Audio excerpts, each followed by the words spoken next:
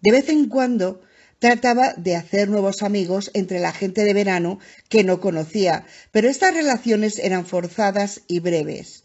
Hubieran podido durar si Ellen se hubiera preocupado menos por su casa, por el empleo de su esposo y por lo mal pagado que estaba. Se cuidaba muy bien de que todos aquellos a quienes conocía supiesen que había iniciado su vida en Amity en un plano totalmente diferente. Se daba cuenta de lo que estaba haciendo y se odiaba a sí misma por ello, porque en realidad amaba profundamente a su esposo, adoraba a sus hijos y durante la mayor parte del año estaba bastante satisfecha de su suerte. Por aquel entonces ya había abandonado casi por completo sus activas exploraciones de la comunidad veraniega, pero aún le quedaban los resentimientos y los deseos. No era feliz y hacía caer la mayor parte de su infelicidad sobre su esposo, hecho que ambos comprendían, pero que sólo él podía tolerar. Le hubiera gustado poder ser puesta en animación suspendida durante un trimestre cada año. Brody rodó hacia Ellen, alzándose sobre un codo y apoyando la cabeza en su mano. Con la otra mano apartó un mechón de su cabello que estaba haciéndole cosquillas en la nariz a su esposa, que se agitaba. Debatió consigo mismo sobre si despertarla para una rápida sesión de sexo. Sabía que a ella le costaba despertarse y que su comportamiento de primeras horas de la mañana era más quisquilloso que romántico. Y, sin embargo, podría ser divertido. No había habido mucho sexo en casa de los Brody últimamente. No solía haberlo cuando Ellen estaba con su humor de verano. Justo entonces, Ellen abrió la boca y comenzó a roncar. Brody sintió que se le pasaban las ganas tan rápidamente como si alguien le hubiera echado agua helada sobre los riñones. Se levantó y fue al baño. Eran casi las 6:30 cuando Brody llegó a la carretera del viejo molino. El sol se hallaba bastante alto. Había perdido su color rojo matutino y estaba pasando de naranja a amarillo brillante. En el cielo no había nubes. Teóricamente había un pasaje reglamentario entre cada cosa para permitir el acceso público a la playa, que podía ser propiedad privada únicamente hasta el límite medio de la marea alta, pero los pasajes entre la mayor parte de las casas estaban cortados por garajes o cercas de arbolillos. Desde la carretera no se veía la playa, lo único que Brody podía ver eran las cimas de las dunas, así que cada 100 metros más o menos tenía que detener el coche patrullero y caminar por un sendero para llegar a un punto desde que él pudiera dar una ojeada a la playa. No había señal de cadáver alguno. Lo único que se veía en la ancha extensión blanca eran algunos trozos de madera arrastrada por el agua, una lata o dos y una faja de 1 metro de ancho de algas, que iba siendo empujada hacia la costa por la brisa del sur. Prácticamente no había oleaje, así que si un cuerpo estuviera flotando en la superficie habría sido visible. Si hay un flotador por ahí, pensó Brody, está flotando bajo la superficie y jamás lo veré hasta que sea arrojado a la playa. Hacia las 7, Brody había recorrido toda la costa entre la carretera del viejo molino y Scotch. La única cosa que había visto que le pareció algo rara era un plato de papel en el que se hallaban 3 cáscaras de naranja en espiral, señal de que los picnics playeros de ese verano iban a ser más elegantes que nunca. Volvió hacia atrás a lo largo de la calle Scotch, giró hacia el norte en dirección al centro por Bayberry Lane y llegó a la comisaría a las 7:10. Hendricks estaba acabando con su papeleo cuando entró Brody y pareció decepcionado al ver que no arrastraba un cadáver tras él. ¿No ha tenido suerte, jefe?, preguntó.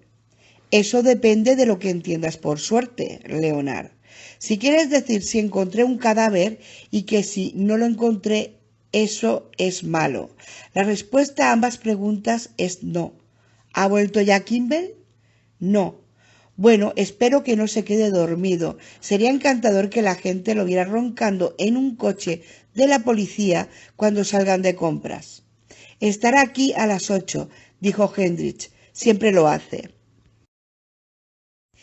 Brodie se sirvió una taza de café, entró en su oficina y comenzó a hojear los periódicos matutinos, la primera edición del Daily News de Nueva York y la del local, el líder de Amity, que salía semanalmente en invierno y diariamente en verano. Kimball llegó un poco antes de las 8, con aspecto de haber estado durmiendo vestido con el uniforme, y se llenó una taza de café con Hendricks mientras esperaba que llegase el turno de día. El reemplazo de Hendricks llegó a las 8 en punto, y éste estaba poniéndose su chaqueta corta de cuero y preparándose a irse, cuando Brodie salió de su oficina. «Voy a ir a ver a Foot, Leonard», dijo Brodie. «¿Quieres venir conmigo?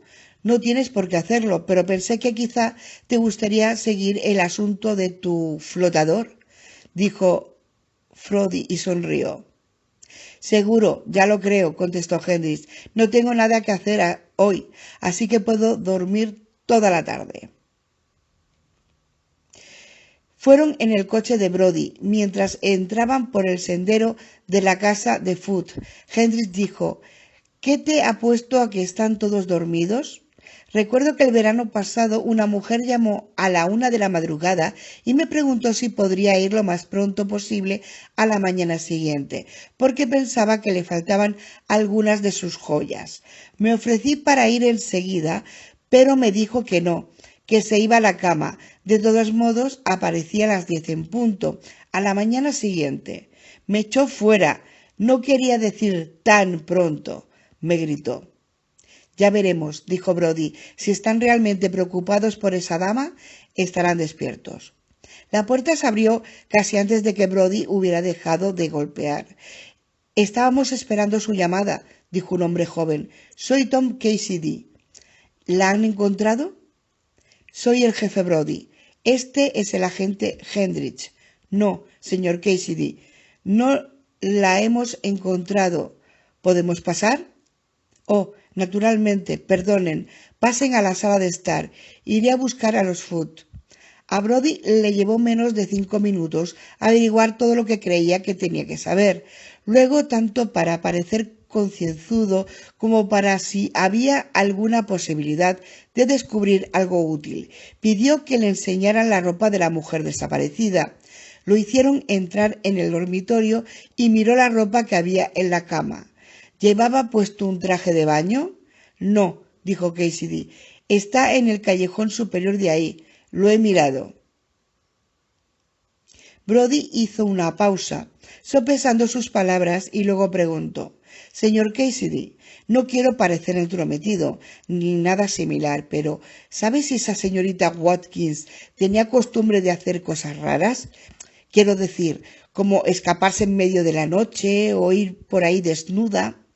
«No, que yo sepa», contestó Cassidy. «Pero en realidad no la conocía demasiado bien». «Ya veo», dijo Brodie. «Entonces supongo que lo mejor será volver a la playa. No tiene por qué venir. Hendricks y yo podemos ocuparnos del asunto». «Me gustaría ir, si no le importa». «No me importa. Pensé que quizá no lo desease». Los 3 hombres caminaron hasta la playa. Cassidy mostró a los policías dónde se había quedado dormido.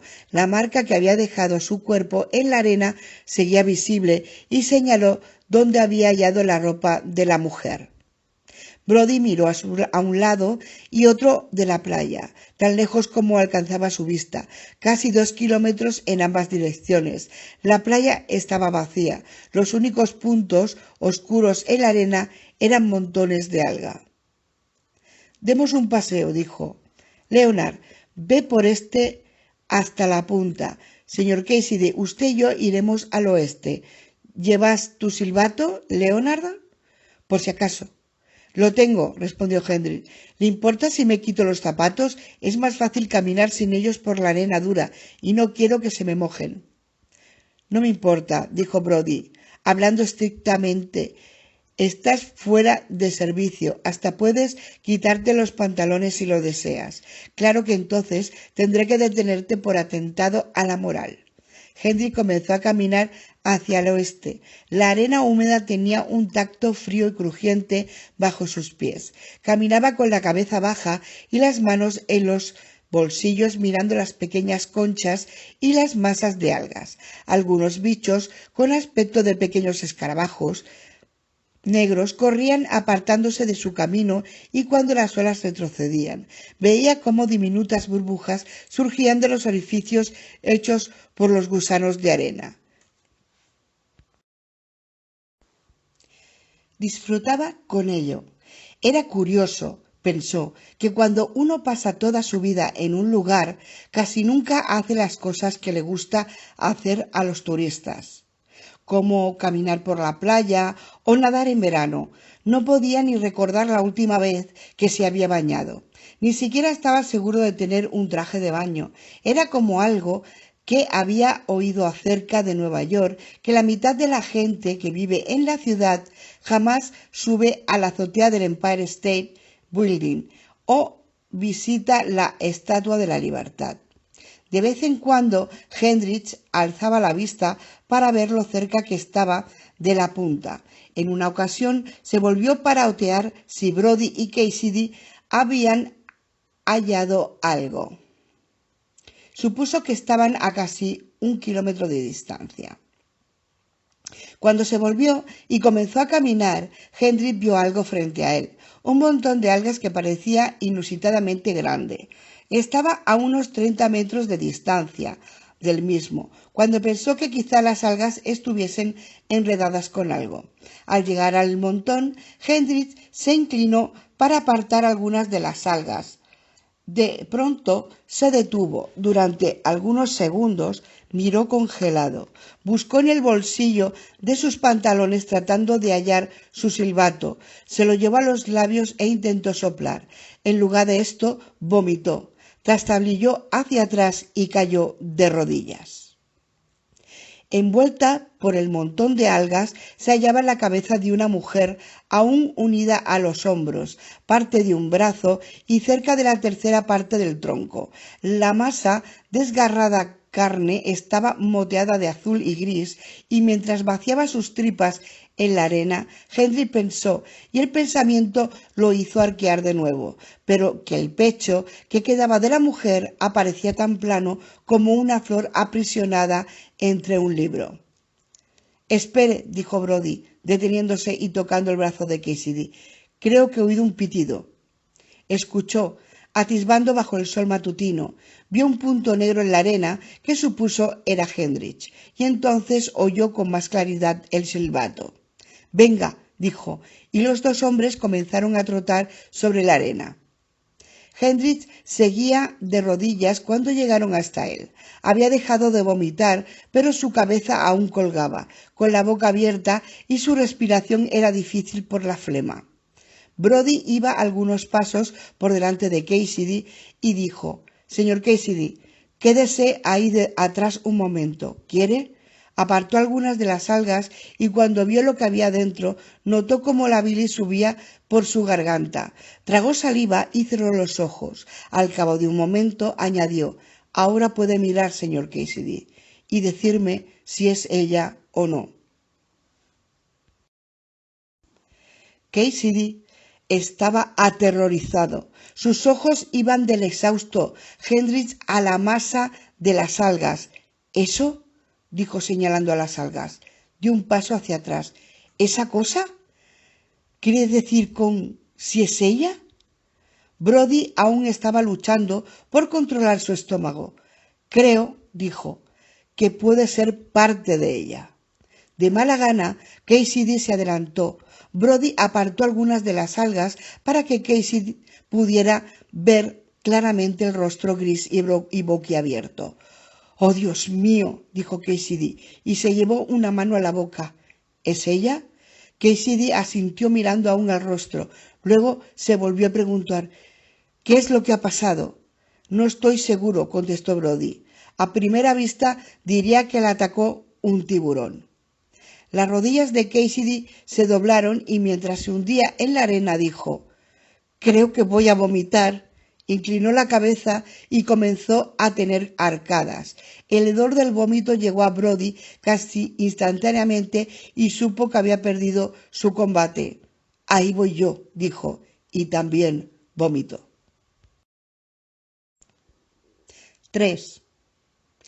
Pasaron varios minutos antes de que Brody se sintiera lo bastante bien como para alzarse, caminar de regreso a su coche y llamar a una ambulancia del hospital Swanson, y pasó casi una hora antes de que llegase esta y el cuerpo truncado fuera metido dentro de una bolsa de goma y transportado. Hacia las 11, Brody estaba de regreso a su oficina, llenando impresos acerca de lo del accidente. Lo había completado todo excepto la causa de la muerte cuando sonó el teléfono. «Soy Carl Santos, Martin», dijo la voz del forense. «Ajá, Carl, ¿qué tienes que decirme?» «Al menos que tengas alguna razón para sospechar que se trata de un asesinato, yo diría que ha sido un tiburón». «¿Asesinato?», preguntó Brody. «No estoy sugiriendo nada. A lo que me refería es que es concebible, aunque poco, que algún loco pudiera haber hecho esto a la chica con un hacha y una sierra».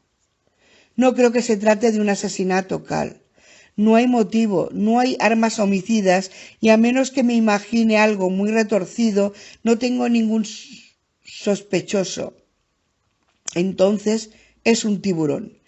Y una bestia muy grande.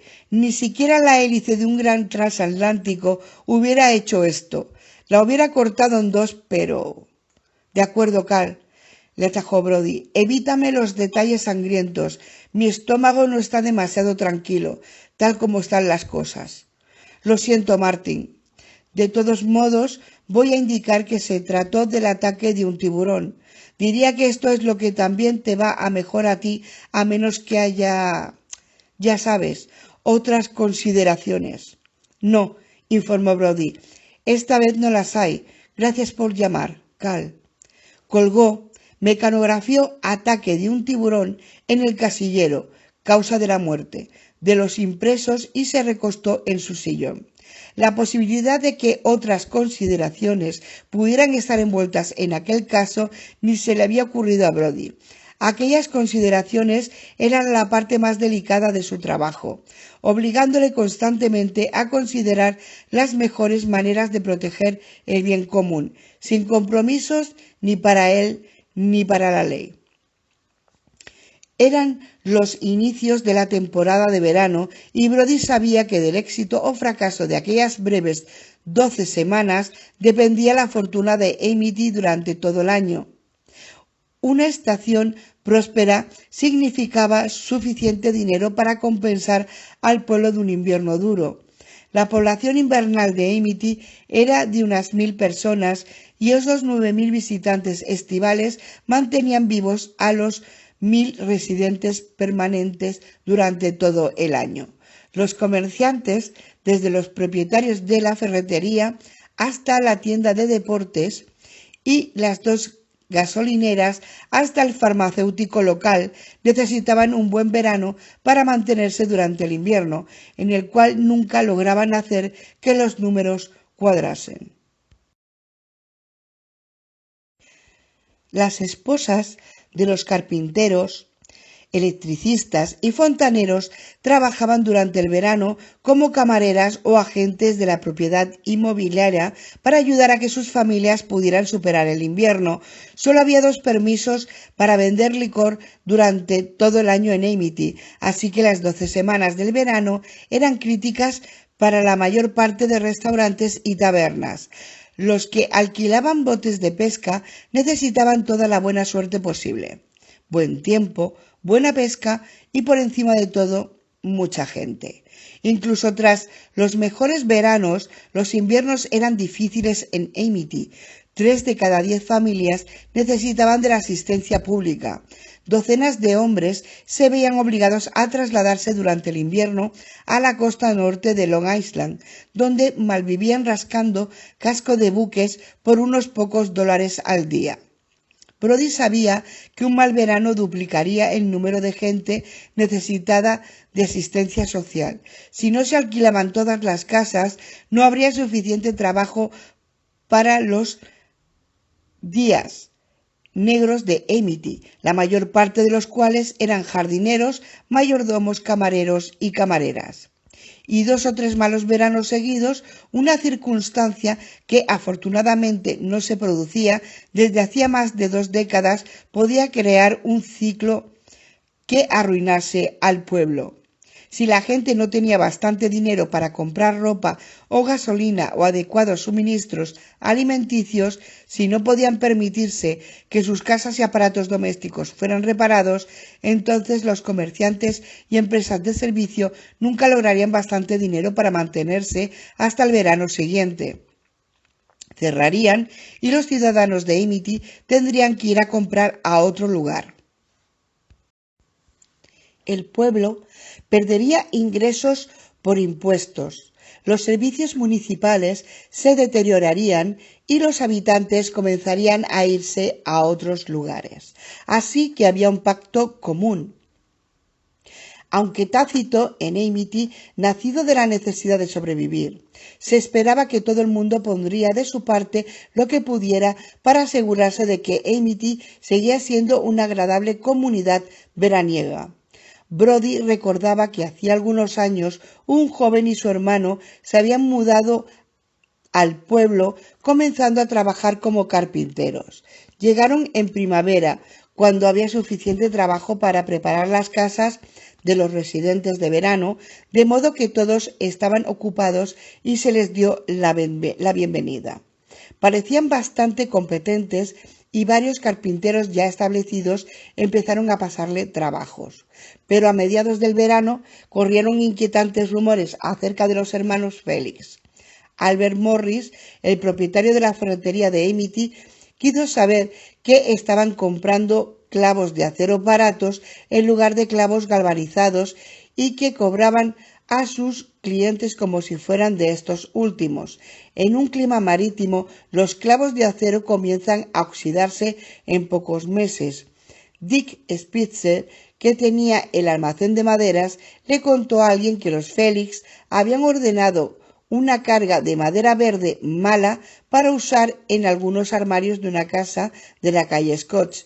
Las puertas del armario empezaron a combarse poco después de ser instaladas. Una noche en un bar, el mayor de los Félix, Armando, fanfarroneó con un amigo de borrachera que en su actual trabajo estaba cobrando por colocar tacos de soporte cada 40 centímetros, pero que en realidad los estaba poniendo cada 60.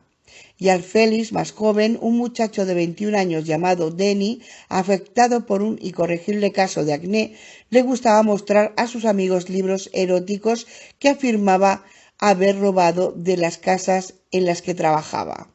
Otros carpinteros dejaron de pasarles trabajos a los Félix, pero por aquel entonces ya habían montado su negocio lo bastante grande como para permitirles sobrevivir durante el invierno. Silenciosamente, el pacto de Amity comenzó a entrar en funciones. Al principio, solo fueron unas alusiones a los Félix de que ya no eran tan bien recibidos. Armando reaccionó arrogantemente. Pronto empezaron a ocurrírsele pequeñas desgracias. Misteriosamente, todos los neumáticos de su camión se vaciaban de aire y cuando pedía ayuda a la gasolinera Gulf de Amity se le decía que la bomba de aire estaba rota.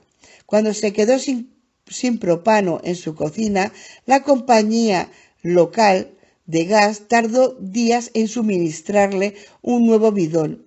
Sus pedidos de madera y otros suministros eran inexplicablemente retardados o equivocados. En tiendas en que antes habían podido comprar a crédito, se les obligaba a pagar en efectivo. A finales de octubre, los hermanos Félix no podían funcionar como negocio y tuvieron que marcharse. Generalmente, la contribución de Brody al pacto de Amity consistía, además de mantener la ley y cuidar de que el pueblo y las cosas funcionasen juiciosamente en suprimir los rumores y, de acuerdo con Harry Meadows, el director de líder de Amity, en conservar una cierta prudencia en los escasos acontecimientos desafortunados que podían considerarse noticia. Las violaciones del anterior verano habían sido mencionadas por el líder, pero suavizándolas como molestias a personas, porque Brody y Meadows estuvieron de acuerdo en que el espectro de un violador negro amenazando a todas las mujeres de Amity no sería demasiado bueno para los negocios turísticos. En aquel caso, había el problema adicional de que ninguna de las mujeres que había referido a la policía su violación quería repetir su historia a nadie más. Si uno de los más ricos residentes veraniegos de Amity era detenido por conducir borracho, Brody estaba dispuesto, si era por primera vez, a denunciarlo solo por conducir sin licencia, y tal denuncia era convenientemente publicada en el líder. Pero Brody tenía muy en cuenta advertir al conductor que la segunda vez que fuera atrapado conduciendo borracho sería detenido, acusado y enjuiciado por este delito. La relación de Brody con Meadows estaba basada en un delicado equilibrio. Cuando llegaban grupos de jóvenes al pueblo de los Hamptons y causaban problemas, le suministraba a Meadows todos los datos, nombres, edades y acusaciones. Cuando los jóvenes del propio Amity hacían demasiado ruido en una fiesta, el líder acostumbraba a imprimir un suelto de un solo párrafo sin nombres, sin direcciones, informando al público de que la policía había sido llamada para acallar un pequeño incidente que había ocurrido en, por ejemplo, la carretera del Viejo Molino. Debido a que varios residentes estivales creían divertido suscribirse todo el año al líder, el asunto del vandalismo invernal a las casas de verano era particularmente delicado. Durante años, Meadows lo había ignorado, dejándole a Brody la tarea de asegurarse de que el propietario fuera avisado, los culpables castigados y los pertinentes operarios enviados a la casa. Pero en el invierno de 1968 fueron saqueadas 16 casas en el espacio de pocas semanas. Brody y Meadows estuvieron de acuerdo en que había llegado el momento de iniciar una campaña total en el líder contra los vándalos de invierno. El resultado fue la conexión de 48 casas con la comisaría de policía, lo que, dado que el público no sabía qué casas estaban conectadas y cuáles no, había eliminado casi por completo estos abusos, lográndose que el trabajo de Brody fuera mucho más fácil y conferido a Meadows la imagen de ser un director de periódico preocupado por el bienestar social. De vez en cuando, Brody y Meadows chocaban.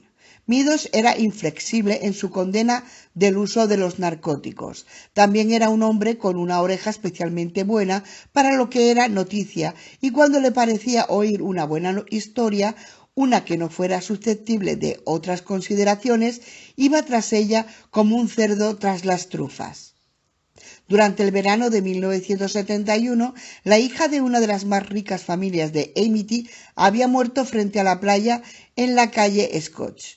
A Brody le pareció que no había nada que indicase algo sucio en el caso, y dado que la familia se oponía a una autopsia, se diagnosticó oficialmente la muerte por ahogamiento. Pero Meadows tenía razones para creer que la muchacha tomaba drogas y que quien las suministraba era el hijo de un polaco cultivador de patatas. Le llevó a Meadows casi 2 meses el obtener la historia, pero al fin obligó a realizar una autopsia que probó que en el momento de ahogarse la chica estaba inconsciente por una sobredosis de heroína. También le siguió la pista al vendedor de la droga y dejó al descubierto un tinglado de venta de estupefacientes bastante grande, que operaba en el área de Amity. El relato dejó en muy mal lugar a Amity, y peor a Brody, que debido a que el caso estaban implicados varios delitos federales, ni siquiera pudo redimir su anterior despreocupación efectuando 1 o 2 detenciones. e hizo que Meadows ganase 2 premios regionales de periodismo.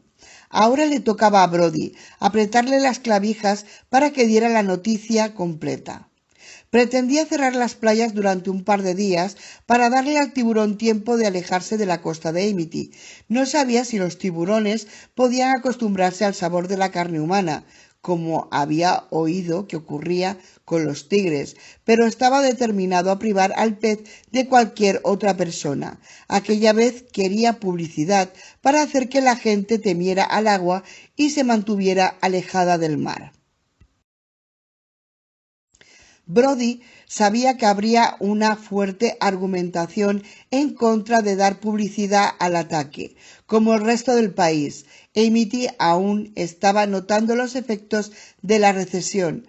Hasta el momento, aquel verano estaba resultando mediocre. Los alquileres habían aumentado desde el año pasado, pero no eran buenos alquileres. Muchas de las casas estaban ocupadas por grupos, bandas de 10 o 15 jóvenes que llegaban de la ciudad y se repartían el pago de una casa grande. Al menos una docena de las mansiones de primera línea de playa, que costaban de 7 a 10 mil dólares por temporada, aún no habían sido contratadas, y muchas más de la clase de 5.000 dólares seguían sin alquilar.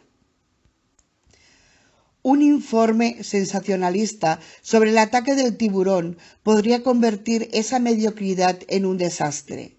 Sin embargo, pensaba Brody, una muerte a mediados de junio, antes de que llegasen las muchedumbres, probablemente sería olvidada pronto. Con certeza tendría menos efecto que si se producían 2 o 3 muertes. Quizá el pez ya se hubiera marchado, pero Brody no deseaba arriesgar vidas sobre esta posibilidad. Tal vez pudiera hacerlo, pero no se atrevía a aventurarse tanto. Marcó el número de Meadows. «Hey, Harry», dijo, «¿estás libre para comer?» «Me estaba preguntando cuándo llamarías», contestó Meadows. «Naturalmente, ¿en mi casa o en la tuya?» De repente, Brody deseó no haber llamado a la hora de comer. Su estómago seguía agitado y solo pensar en comida le daba náuseas. Alzó la vista hacia el calendario de la pared. Era jueves. Como todos sus amigos que se hallaban sometidos a ingresos fijos y poco amplios, los Brody compraban de acuerdo con las ofertas del supermercado. La del lunes era pollo, la del martes cordero, y así durante toda la semana. A medida que consumían cada artículo, Ellen lo anotaba en su lista y lo reemplazaba la siguiente semana. Las únicas variables eran la lubina o algún otro pescado que eran insertados en el menú cuando algún pescador amigo iba a visitarles. La oferta del jueves era la hamburguesa y Brody ya había tenido bastante carne picada por aquel día. «En la tuya», dijo, «¿por qué no pedimos la comida a 6? Podríamos comer en tu oficina». «A mí me va bien», repuso Meadows. «¿Qué es lo que quieres?» «Lo pediré ahora mismo. Ensalada de huevo, supongo, y un vaso de leche. Iré enseguida». Brody llamó a Ellen para decirle que no iría a casa a comer. Harry Meadows era un hombre inmenso, para el que el hecho de inspirar era ya lo bastante trabajoso como para originar que su frente se pelase de sudor. Tenía casi 50 años, comía demasiado, fumaba en cadena cigarros baratos, bebía whisky barato y, según palabras de su doctor, era el principal candidato del mundo occidental para un tremendo infarto de coronarias. Cuando llegó Brody, Meadows estaba sentado frente a su escritorio, haciendo abanico con una toalla frente a una ventana abierta. En deferencia a lo que debe de ser un estómago agitado, a juzgar por lo que has pedido de comer, comentó, estoy tratando de limpiar el aire de la esencia del White Owl.